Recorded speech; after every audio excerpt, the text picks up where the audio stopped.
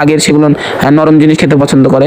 তো এর সাথে আমি আরও উপাদান দিব এবং আরও উপাদানগুলো মুরগিরা খুব পছন্দ করে এবং তার পাশাপাশি মুরগিদের বৃদ্ধি হতে সাহায্য করে।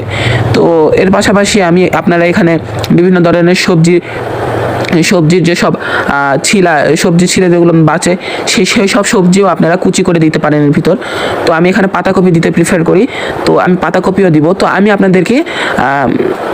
আপনাদেরকে এখন এই গম এবং এই ভুট্টা ভাঙ্গার উপকারিতা সম্পর্কে আমি আপনাদেরকে বলি। তো এখানে তার পাশাপাশি আমি লবণও দিব, কারণ মুরগিদেরও মুখে স্বাদ আছে, মুরগিরা লবণ খেতে পছন্দ করে। তো লবণের পাশাপাশি আপনারা একটা বিশেষ উপাদান দিবেন, যেই উপাদানটার মাধ্যমে মুরগিদের রোগ প্রতিরোধ ক্ষমতাটা খুব পরিমাণে বৃদ্ধি পাবে। তো আমার হাতে আপনারা দেখতেই পাবেন হলুদ। তো এই হলুদটা খুব একটা পরিমাণে দিবেন না, হাফ চা চামচ দিবেন এবং লবণ দিবেন 1.5 চা চামচ বা 1 চা চামচ।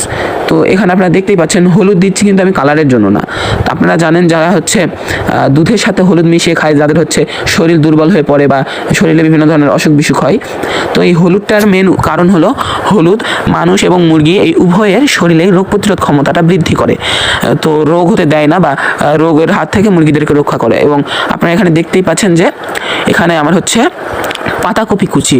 তো এই পাতাকপি কুচির বদলে আপনারা বিভিন্ন ধরনের সবজির কুচিও আপনারা ব্যবহার করতে পারেন।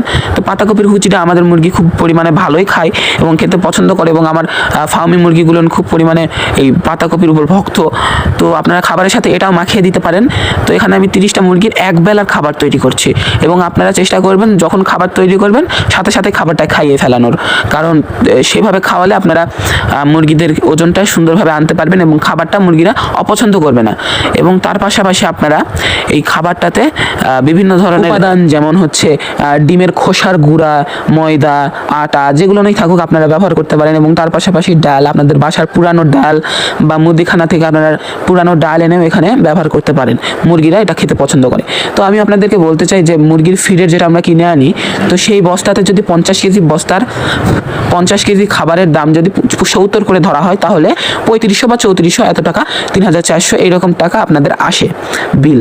তো এই 3400 টাকার প্রত্যেকটা কেজি মুরগির খাবারের দাম যদি 75 টাকা করে হয়, তো আপনারা জানেন 1 কেজি খাবার যদি কোনো মুরগি খায়, তাহলে সেই মুরগির ওজন আসবে হাফ কেজি। তো 1 কেজি মুরগির ফিডের দাম যদি 70 টাকা হয়, এবং 1 কেজি গম এবং 1 কেজি এই ভুট্টা ভাঙ্গার দাম যদি 40 টাকা করে হয় বা 30 টাকা করে যদি কেজি হয়, তাহলে আপনারা দেখতে পারেন প্রত্যেকটা কেজি খাবারে আপনাদের 30 থেকে 25 টাকার মতন সেভ হচ্ছে।